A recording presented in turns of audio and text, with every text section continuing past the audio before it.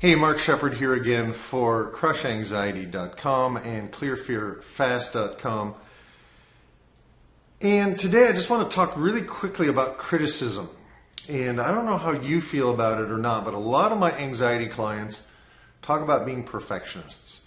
And the reason we became perfectionists, and that's actually a misnomer as well, we're really imperfectionists. We are trying to make everything perfect so that we don't have to go through the discomfort of someone criticizing our stuff, right? Does that make sense?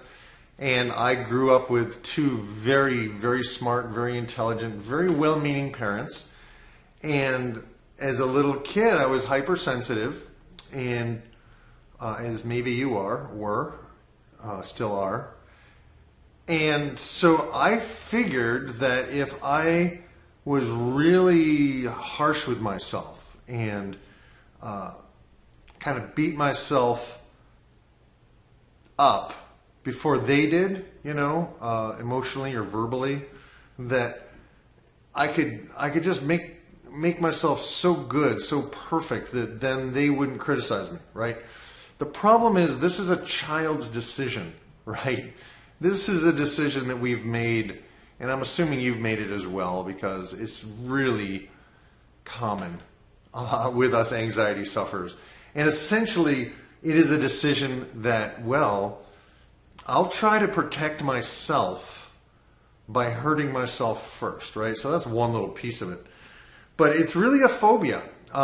There was some traumatic event where you thought you did something really good, like maybe you painted the wall with mud, and you're like, Mommy, Daddy, look, I made a pretty picture for you on the wall, Maybe it was crayon, maybe it was permanent marker, maybe it was mud. One of my kids made a beautiful collage on the wall with the Cat's Box clay and Cat's Box stuff, right? So as little kids, we do these things. Well, look, Mom, look what I made for you. It's beautiful. And Mom or Dad was like, what?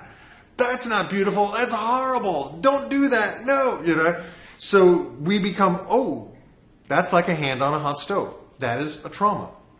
Now, doesn't mean your parents were mean, doesn't mean you were abused, doesn't mean any of that stuff. It just means you're sensitive. As we've talked about before, a rock and roll band uses a Shure 58, a $100 mic, and it's designed to cancel out the noise of the band.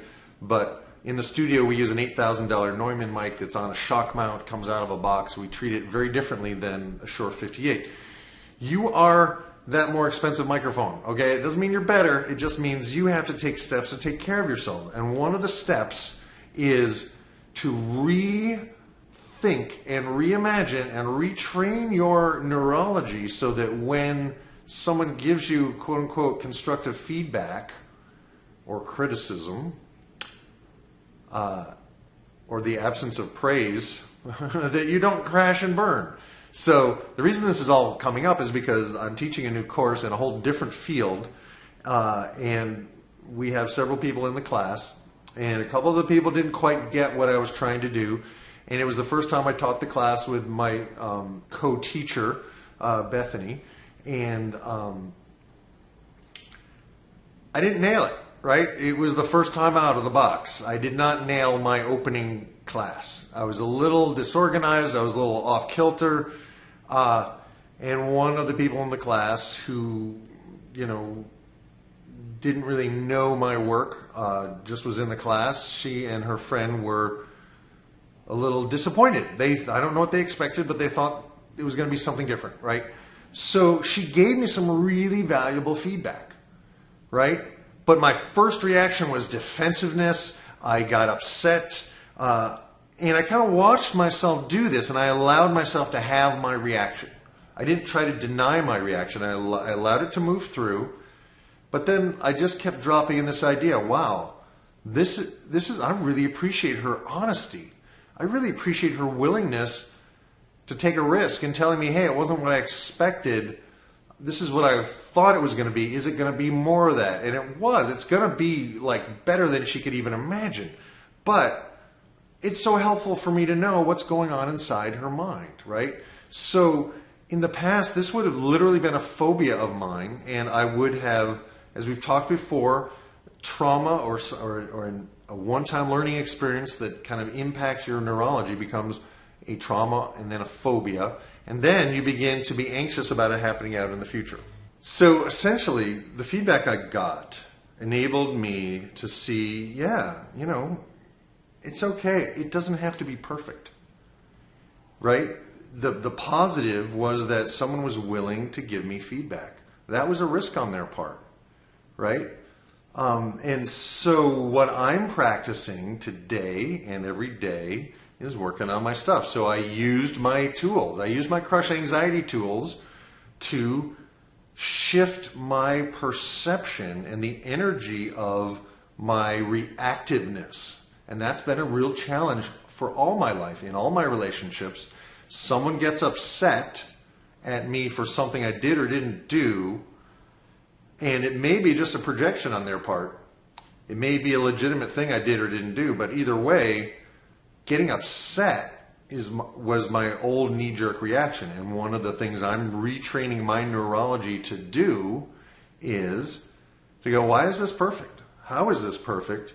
Why am I so grateful for this feedback? Why am I so grateful for this learning opportunity? And that's not just, new age psychobabble. That actually shifts the biochemistry of your body. So today, I just want to give you a little gift of how to deal with criticism.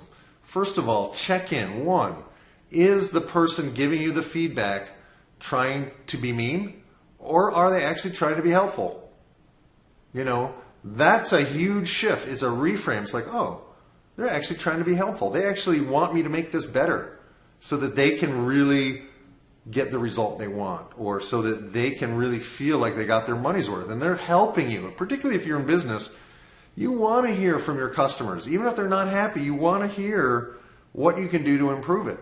And that's why so many corporate businesses are actually more successful than mom and pops. Because on the corporate level, a committee doesn't take it personally, right? A committee hears the feedback from the customer and goes, well, the customer's always right. Let's see how we can fix this.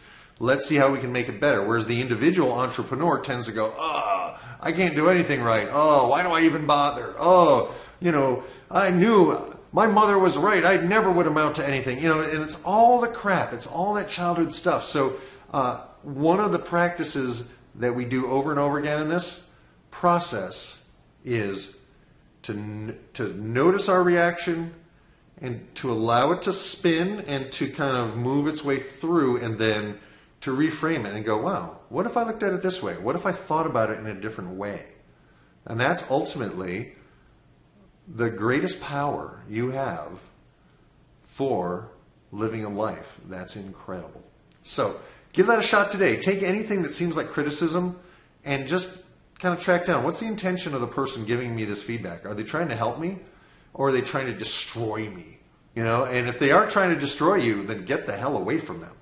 But chances are they're probably trying to be useful, to be helpful. I know when I've offered helpful suggestions to people, it's not because I want to hurt them. It's because I want to help them. Because I see something that they can't see. This is why I pay to have coaching, right?